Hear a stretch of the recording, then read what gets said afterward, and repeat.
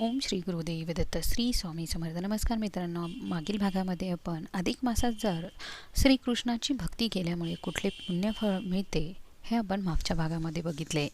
आजच्या भागामध्ये आपण बघणार आहोत की अधिक मासात मौन व्रत जर पाळले तर त्याचे कुठले कुठले फायदे होतात किंवा कुठले कुठले पुण्य आपल्याला लाभते.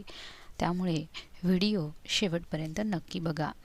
वाल्मिक ऋषी हे दृढनव्वा यांच्यातील संवादामध्ये कथेमध्ये सांगतात की लक्ष्मीने विष्णूला जेव्हा विचारले जे की ज्यांना उपवास करण्याची ताकद नाही त्यांनी अधिक मासात कोणते व्रत करावे, तेव्हा विष्णू म्हणाले की ज्यांच्यात उपवास करण्याचे सामर्थ्य नाही त्यांनी मौन व्रत हे पाळावे. जेवण करताना, स्नानाच्या वेळेस, होम करताना मौन असा नियम पाळावा. त्यामुळे मोठा लाभ हा होतो. मौनामुळे सद्भाग्य उदयास येते. मौनाने कलह होत नाही, सुख प्राप्ती मिळते, रूप सौंदर्य लाभते, आयुष्य वाढते आणि मरणानंतर स्वर्गात देखील सुख मिळते. भोजन करताना मौन पाळण्याच्या 2 पद्धती आहेत. जेवण संपेपर्यंत मौन व्रत राहणे व प्राणहुती घेईपर्यंत मौन राहणे ही दुसरी रीत. परंतु नियम केला व मोडला तर मात्र पाप लागते. अधिक मासातील प्रथांमुळे नारदांना श्रेष्ठत्व कसे मिळाले याची देखील कथा सांगितली गेली आहे. ती अशी की पूर्वकल्पामध्ये एका तिचा पुत्र नारद हा होता.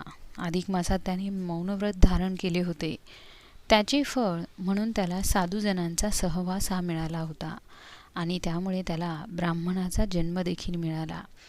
तिथे त्याने कुरुक्षेत्र येथे अधिक मासात 3 दिवस मौनव्रत पाळले. त्यामुळे तो ब्रह्मदेवाचा पुत्र म्हणून जन्मास पावला. तो महान भक्त व ज्ञानी झाला. तो अनेकांचा गुरु देखील झाला. म्हणून मौन व्रताचा महिमा हा फार मोठा आहे. त्यामुळे स्नान, मौन आणि दीप प्रज्वलन या व्रताचे आचरण अधिक मासात केल्याने फार मोठे लाभ हे आपल्याला मिळतात. 4 पुरुषार्थ पूर्ण होतात. मौन भोजनाच्या सुपरिणामांची कथा जेव्हा दृढनव्याला सांगतात तेव्हा त्या कथेचं नाव असं होतं की वेदशर्मा. वेदशर्मा नावाचा एक ब्राह्मण अवंती नगरात राहत होता. तो तप, स्वाध्याय व शांत वृत्तीचा स्वभावाचा होता. एकदा अधिक मास आला असता त्याच्या मनात आले की अधिक मासात उपवास करण्याची ताकद आता माझ्यात नाही, आपण काय करावे. तो विचार करता करता झोपी गेला आणि त्याला स्वप्न पडले. भगवान विष्णू त्याला म्हणाले, तुला जर उपवास करणे शक्य नसेल तर तू मौन व्रत पाळ. जेवतानाही बोलू नकोस. एवढा नियम पाळलास तरी तुला त्याचे उत्तम असे फळ मिळेल.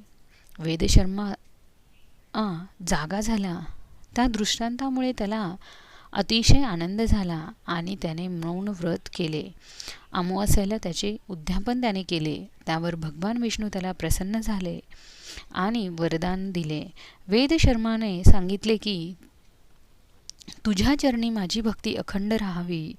चक्रवर्ती राजाला जे सौख्य दुर्लभ आहे ते मला मिळावे. काया वाचा मनाने ब्राह्मणांची सेवा माझ्या हातून घडावी. दुसऱ्यांचे दुःख दूर करण्याचे सामर्थ्य मला प्राप्त व्हावे. असे दाने देता यावीत. अशा प्रकारे त्याने श्री भगवान विष्णूंकडे वरदान मागितले व भगवंतांनी ते वरदान दिले. त्याचप्रमाणे वेदशर्माने नाना प्रकारे लोकांना उपयोगी होतील अशी महान कार्य केली. नंतर तो वैकुंठास गेला.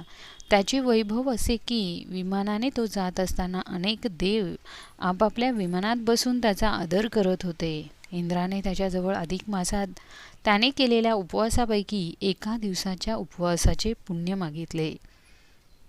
वेदशर्माने तेवढे पुण्य इंद्राला दिले. त्याच्या बळावर त्याने वृत्तासुराचा वध केला. वेदशर्मा पुढे वैकुंठात गेला. तो अजून वैकुंठात आनंदाने राहत आहे. असे मौन भोजनाचे व्रताचे मोठे पुण्य असते. अधिक मासातील व्रताचा महिमा नारायण लक्ष्मीला सांगत होते. अधिक मासात शुक्ल व कृष्ण पक्षातील द्वादशी या योगावर अन्नदान, जलदान, भूदान, रेशमी किंवा लोकरीचे वस्त्रदान, गोदान, कास्याच्या भांड्यात तूप घालून ते दान देणे, अनारसे सत्पात्री ब्राह्मणाला दान करावे. कृष्ण द्वादशीला पादुका दानाचे विशेष असे महत्त्व आहे.